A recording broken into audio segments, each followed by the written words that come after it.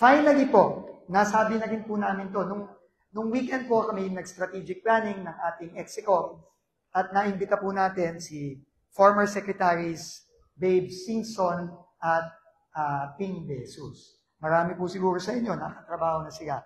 At they brought to my attention, ito pong napakagandang programa, ito pong Cadet Engineering Program na launch noong 2013. Napakaganda po nito. At napakaganda po nito para buhayin natin ang DPWH ng fresh blood, ng bagong mga fresh na engineers, kakapasa pa lang o bago pa lang nagtatrabaho. So I am announcing today that we are reviving the Cadet Engineering Program para sa ating mga bagong mga engineers. Importante po ito.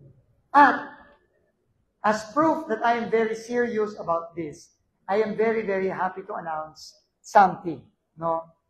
I-announce ko po ang aking i-appoint na magiging OIC USEC for Convergence and Technical Services.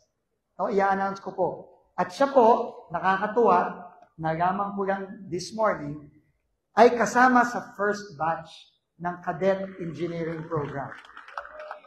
Siya po ay batang-bata, 36 years old pa lang.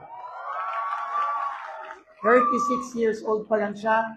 Noong 2013, siya po ay pumasok sa DPWH under the Cadet Engineering Program.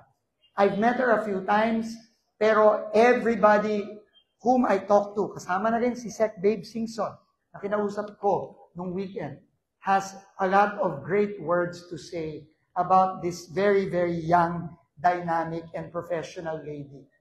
She is currently the head of our Bureau of Design. No, so may I just introduce to you the OIC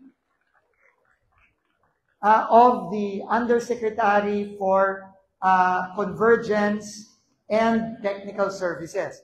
Alam ko, marami siyang ginaktawan, pasintabi na lang po sa mga ginaktawan niya, pero not only do I believe, based on the recommendations of people I trust in the department, and even Secretary Babe Singson himself, no? Dahil nga nagsimula to under him, no? Under the Cadet Engineering Program.